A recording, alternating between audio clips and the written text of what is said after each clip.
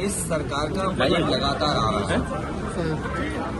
जो बुनियादी चीजों की सबसे ज्यादा जरूरत है, आज उत्तर प्रदेश में सबसे ज्यादा स्वास्थ्य को लेकर के लोग चिंतित हैं।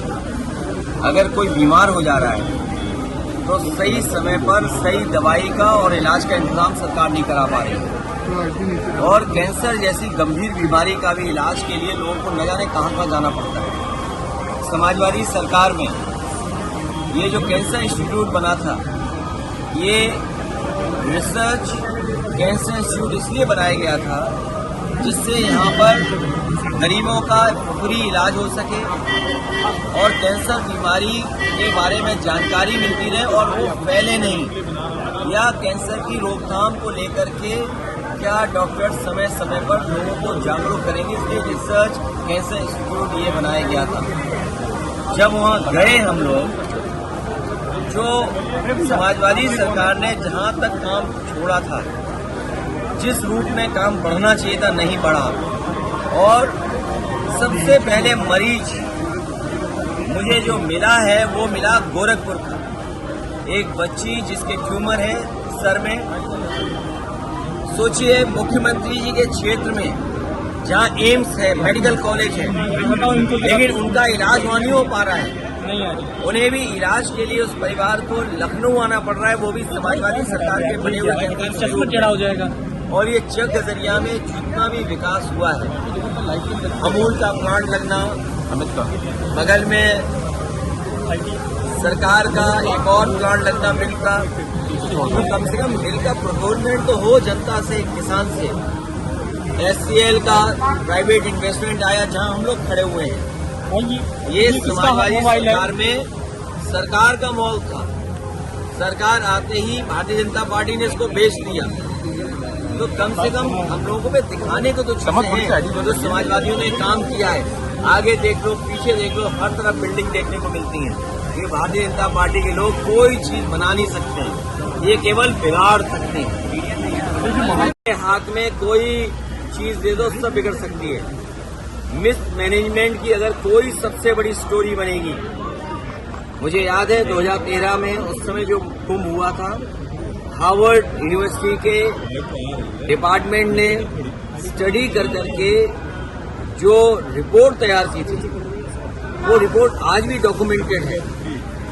उस समय इतना मिसमैनेजमेंट नहीं दिखाई दिया, कम बजट में वो हुआ था, लेकिन इन्होंने प्रचार बहुत किया, बजट ज्यादा दिया, दोनों सरकारें लग गई, उसके बावजूद भी भगदड़ में लोग मर गए, सड़कें जाम रहीं, लोगों को रात दिन गुजारना पड़ा अपनी गाड़ियों में बैठ करके, सड़कें हर तरफ दूसरे स्टेट तक ब्लॉक रहीं, ट्रेनों का जो इंतजाम करना था ट्रेन नहीं पहुंच पाई, पूरी ट्रेन नहीं चलाई, संख्या नहीं चलाई उतनी, भगदड़ मच गई, उसमें भी लोगों की जान चली गई। इस सरकार ने कुंभ के बहाने न जाने कितनों की जान ले ली है। सर, ट्रेन हादसा जो हुआ और उसके बावजूद भी ट्रेन उसके में किसी को जिम्मेदारी नहीं ठहराई गई, उल्टा जांच हो रही है। इसलिए ठहराई क्योंकि उनकी कोई तैयारी नहीं थी।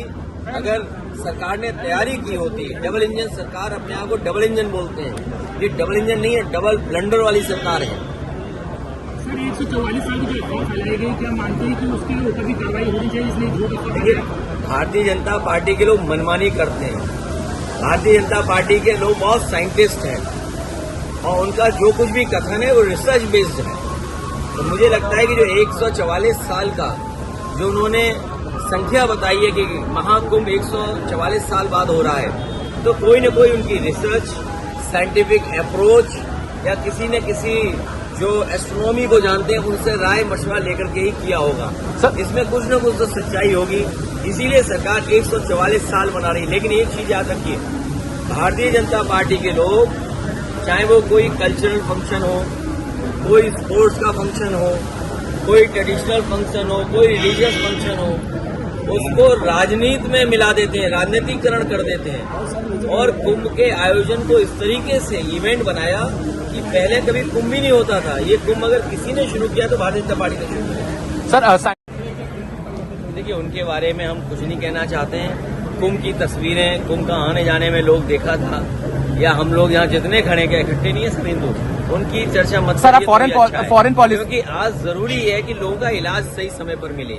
लोगों को नौकरी रोजगार मिले। अगर हम इस मॉल के नीचे खड़े हैं इस मॉल के अंदर खड़े हैं तो न केवल शोरूम है, यहाँ बिजनेस हो रहा है, बल्कि न जाने कितने लोगों को यहाँ नौकरी जॉब मिले होंगे। एससीएल बगल में है, कई हजार लोगों को, बच्चों को प्रोफेशनल अच्छे जॉब मिले हैं। कम से कम हम लोगों ने डिलीवरी बॉय नहीं बनाया, व्हाइट कॉलर जॉब एससीएल में दिया है।